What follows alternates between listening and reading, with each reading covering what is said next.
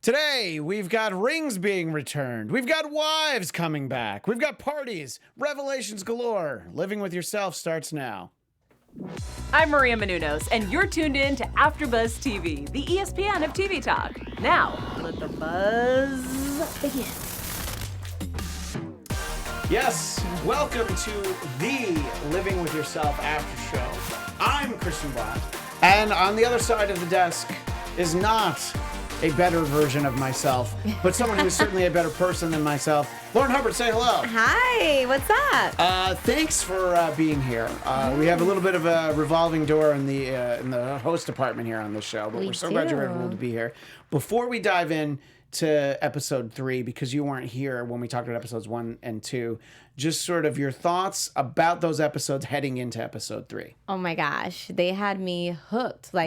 I wanted to keep watching more, but obviously I couldn't spoil it too much. The first one was a little slow, but then when you go into the second one, you start to see the other side of things, and that kind of gives you a whole new perspective. So that was very exciting, and it kept me wanting more. Yeah, and as we head into the third episode, it's very clear that Clone Miles is better than original Miles in a lot of ways. But I'm starting to find him to be a little bit of a jerk. I think I might have a soft spot for original Miles. And I agree. Very flawed. Mm-hmm. But you know what? Clone Miles is a little full of himself. So I completely agree. But so we'll explore those themes as we go through. Maybe at the end of each of the after shows, we'll check in with, who's our favorite at the moment. I like that. So right now, as we start talking about episode 3, we're both still team original Miles. Yes. Okay. Now we could change our minds as we move along. So this episode starts off, and we see him getting the ring back from Clone Miles, and original Miles puts his head down, and I had to rewind it because I wasn't sure if he said, "Thank you for giving me my life back," or "giving me my wife back." And it actually doesn't matter which one he says, because I think he takes a big breath, and in that moment he's like, yeah, I actually have what I need back, because this sort of backtracks from the end of episode 2. This is before he comes back to the house. This is basically at the moment in episode 2 when they're saying goodbye. Mm-hmm. And, Clone Miles is supposed to go travel the world. Right. So talk a little bit about your perception of, we already know more than original Miles, but how you think Paul Rudd does at conveying that sort of emotion in that sequence right there. Well, he is amazing at what he does. Obviously he's playing himself as both characters, but he has to be the better version. So he has to think of ways, how can I still be the same character, but just improve upon myself? So simple things, just like doing the hair neater, shaving, dressing a little bit neater. Those all help perpetuate the characters. So I really like how he does that. Also, it's just like simple facial expressions and how the different inflectuations of his voice too, and certain things he says. Yeah, the resting face, as it were, is different for both versions of Miles. Like, Paul Rudd doesn't play them both exactly the same, which I think is great. And if Netflix wanted to post a little behind the scenes featurette of the split screens and them coming, I'd love to watch that. I would actually like to see how they did it, how long it took, because when he was doing press before the show, he didn't really want to talk too much about it. He didn't really want to give it away. I think from commercials we knew that there were 2 of them, or as I said in the earlier after shows, I didn't even know. Maybe there were 3 or 4 of them. I had no idea. So, and you know what? I haven't seen it to the end, so who knows? But so he goes into work, and he has to sort of play catch up, because Clone Miles, at least in this sense, better Miles, better worker Miles, had really just knocked everybody dead. And talk a little bit about original Miles, walking around just getting projects piled up, and of course that guy Dan knocks everything out of his hand. Yeah, I thought those kind of funny, because obviously Dan's a hater now. Yeah. He's like, oh, you totally came in, crushed my idea, and now you're getting all this kudos. So I was just thinking, oh my gosh, how is original Miles going to pull this off? Because one, it's not like they had some little powwow about what happened during your day. What did you present? It's just like he's thrown in there with the sharks. And I thought that was kind of bad on his part because I was thinking, you should probably figure out what your clone has done since you've been gone. Yeah, I think it would be good to do a little clone checklist. So that's a public service to anybody out there. If you're cloned, you should always check in with your clone every day. Like, let's talk about what you did, who'd you talk to, or all the things that you know. So he realizes that this is so much for him to handle. And you can see him dreading it. And he just realizes he has to call the clone. Right. Because he can't figure out why people like this. He doesn't actually think it's that impressive. He thinks it's cheesy. Yeah, exactly. And it's like, we talked in the earlier after shows for the first 2 episodes that, he is a better version, the Clone Miles. But if you think of original Miles as a 4, Clone Miles is like a 6. So it's not like he's like amazing. He's just better. Mm-hmm. And, original Miles' brain should be able to work in the same way, but he still couldn't process it. Right. So I thought that was a great moment when he calls Clone Miles' cell phone and he hears the phone ringing outside. And basically we pick up right in the instant that we left off at the end of episode 2. So kind of take us through your thoughts on watching that interaction again, the 2 of them with original Miles basically begging for his help. And of course they go back to that same diner. Yes, I found it like obviously he did need help, but I don't think enough boundaries are set. Yeah. He's just like, come on, you did all this. I do need you in the inn. But I was still blown away because this man extorted you basically. He's a clone. Yes, he's real. Yes, he's living. But to me, he's still kind of fake. Like he doesn't have the same real organs as you. And I would like to know the anatomy of his composition, That's a great idea. I wish we could cut him open and see what's happening. I wish we could too, because this man took half the $30,000. You didn't have anything. And if it weren't for you, you wouldn't even be alive. So take 5,000 and go on with your life. So for him to not only take the 30,000 and then say, come back, live this portion of my life, and let's figure it out. I was just like, I don't think that's the best idea. Yeah, I think that he needs him, but the interesting thing is they come to this arrangement where Clone Miles is going to go to work and really work on the pitch and the project and all of that, and original Miles is just gonna he intends to work on his play. And instead of like really being invested in what's happening, like, I don't know, can you leave FaceTime on in the meeting so I'm up to speed? Can we text a couple times during the day? Let me call you. No, he's just like, yeah, Clone Me is going to take care of it. And to his credit, he starts off that week very well. He's really focused on his play. He is. Yeah. And then I find it to be very funny that as the week goes along, he's a little bit less invested. But it's such a little thing that this little thing where Real Miles is there. Clone Miles comes in after a hard day of work, and he just immediately starts cleaning up after original Miles. There's just beer bottles and just junk. This is early in the week before it's a disaster. Mm-hmm. And I thought that was so funny that it's like, well, he's better than him. Of course he's going to clean up. Yeah. He doesn't even think about it. He doesn't ask, do you want me to clean up? He just starts doing it. So that goes back to what you were saying, sort of these little touches that you see the difference between the 2 of them in those moments. As original Miles week goes along, and he starts off watching dog videos, and I thought there was a very funny moment where he switches over to the login for the porn website, and he has what you think is this moment of clarity. He was like, what am I doing? And instead he just goes to watch porn on the big screen because he's like, why am I going to watch on my laptop? So I thought that was hilarious. Yeah. I thought that was pretty funny. Yeah. So what did you think what were your thoughts about original Miles as you watched the way he spent his time as the week went along? At first I was happy for him. Like, yes, get your play done. Maybe even clean up around the house. But like you said, it quickly went downhill, and he went back into his lazy behavior. Yeah. And I was just like, dude, you see there's a whole new you and you see how people react to them. You would think, let me clean up my act a little bit. Yeah. And he didn't. So I was disappointed by him. I was like, well, if he stays in your life, it's because you're doing this.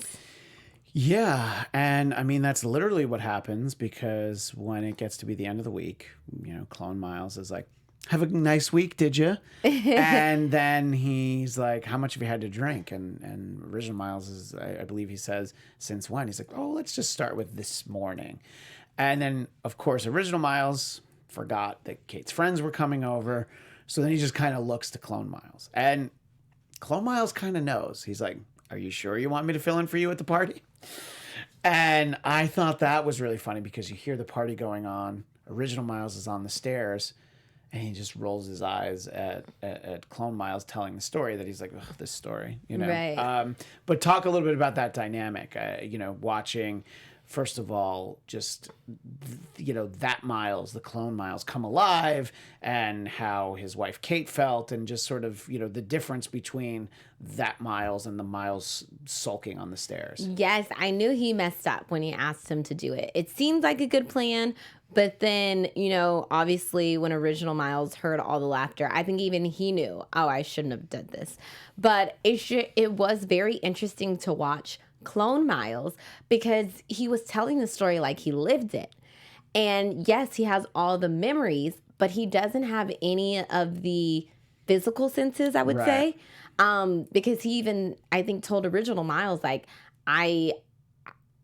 I'd never had sex before. That was in this episode, right? Okay. That was actually in the second episode. Okay, yeah. Because it's the realization that, you know, it's like, oh, I don't have the appendix scar. Exactly. He's like, I've never gotten laid before. Exactly. Is what he said. Yeah. So he's never had these physical experiences. So he's telling the story, but it's not really his story. Right. That's a great point. It's more like he's telling you about a movie that he saw. Exactly. Or a story someone else told him. Exactly. You know, and this someone else is his mind. Yeah. You know? But the way he conveys it to his audience is just so captivating that Kate is just overwhelmed and kind of falls in love with him all over in that dining room setting. So I was just like, well, great performance, but Original Miles, you messed up. He did, and I think that Clone Miles is feeling so good about himself. He's made Kate so happy. She says, thank you for tonight. And I thought that, you know, the answer it's sort of pained in that she's like, for trying. Like, even if it hadn't gone well, at least you tried. Because you get the sense from these episodes and some that we watch a little bit later, he hasn't really been that invested in probably anything. Right. Not really just his marriage. Just he's, you know, just sort of checked out. His job, his life, everything. Right, exactly. So I think that, that, you know, that was very telling. And of course, the clone version of Miles is just feeling like, this is so great. Oh my God, Kate's so happy. She goes to the bathroom, and then buzzkill over there. OG Miles is like, all right. Yeah. And he's like, oh man.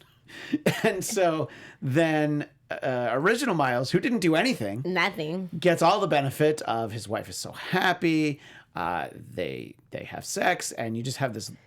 It was a fascinating way it was filmed, in that just Miles' face is just sort of like, he's not even really into it, you know? I was wondering, like, what was that face of, like, surprise? We haven't done it in so long. Like, that face, it was just like... I think that's how it starts, and he's excited, but also he's been watching porn all afternoon. Oh, so, true. you know, True. I think he's just like, okay, I guess.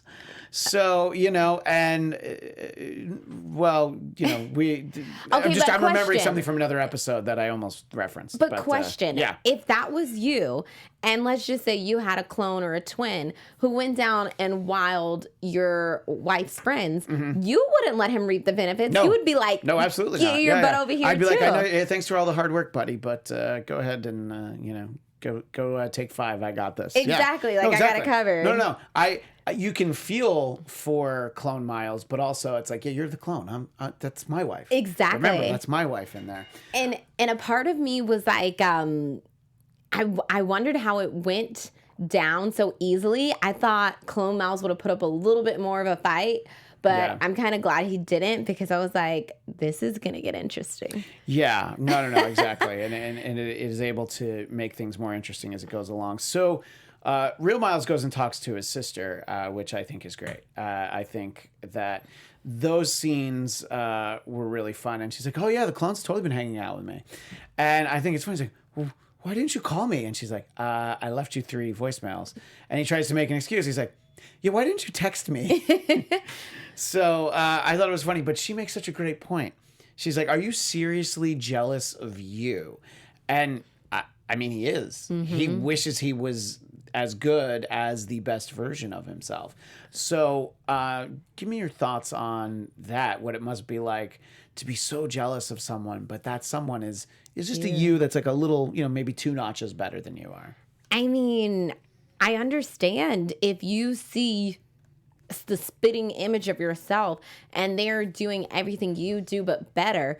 How could you not feel some way? I feel like if that was me, I would definitely feel some way. I mean, I'm human. I would be like, wow, how? You know? That would be me. But what I thought was crazy was that Clone Miles was really taking advantage of that cell phone. Calling friends and family members, hanging out with him. Yeah, right, exactly. He's literally stealing his identity. Well, that's another thing to file away. If you clone yourself, you don't give your clone your cell phone with all your contacts. Or your ID. Yeah, right, exactly. You just give them, one of those flip phones for like people that need to call, an emergency. Exactly. Just put your number in it. Exactly. So there's another great interaction between the 2 of them, which is when Original Miles realizes that Clone Miles has gone and rewritten some of his play, which I think is great because it's the first really contentious interaction between the 2 of them. I think Clone Miles, especially after that night where he does such a great job at the party, he's so frustrated with Original Miles. So I'm sort of asking the reverse of the last thing we talked about. Imagine being Clone Miles and just like, these ideas for the play, they're in my head too. And I mean, he takes some good shots at Original Miles because, of course, who knows how to hurt you better than yourself? Ooh. So what were you thinking about Clone Miles' sort of approach towards, I guess I'm going to just do this play and I don't really care what you think. And no wonder the play is boring because you consider yourself the lead character. Yeah, I thought it was great for revenge. That was his baby. That was his project. So I thought that was a great way to hit him hard and to show him like how you really feel. But what I felt for Original Miles, I was like, how dare you? Yeah. Like, because he gave you work. So you would focus on that and he could focus on his play.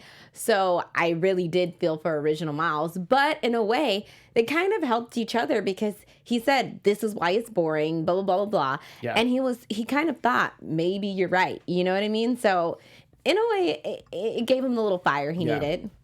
Well, I think that the interesting turn of events there is that Real Miles decides he's going to go and do the pitch, which I think goes off sort of as expected, but actually better than expected because the client actually likes the pitch.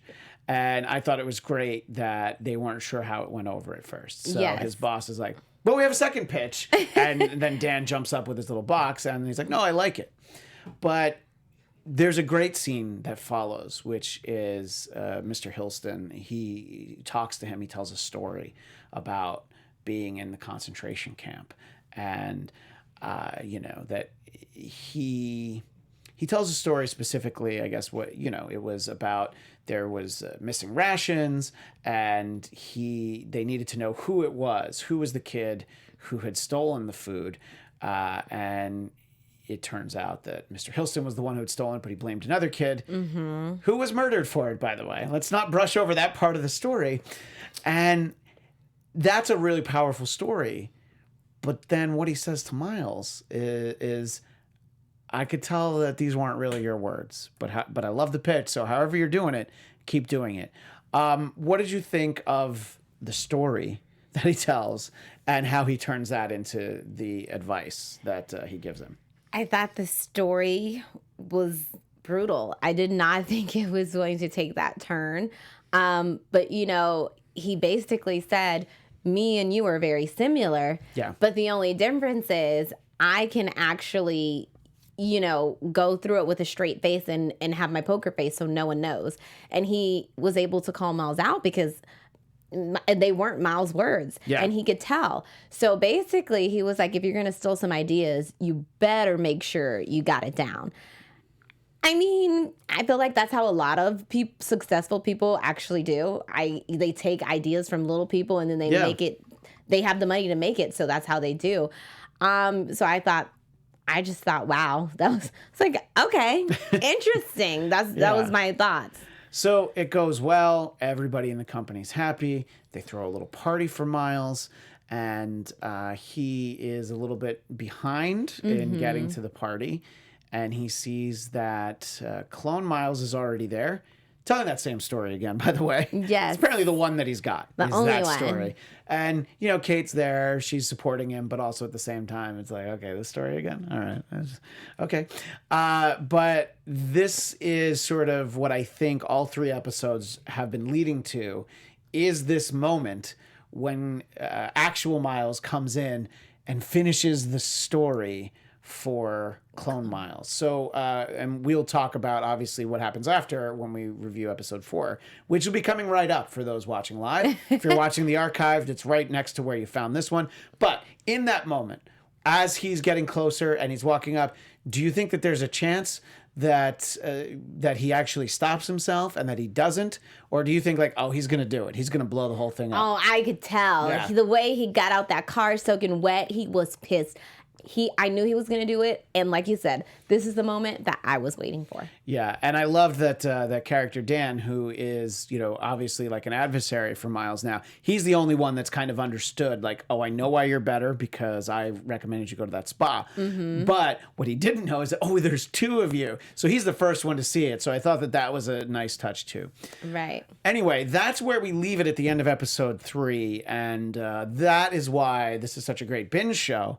Because as soon as I was done, I just clicked right on over to the next one.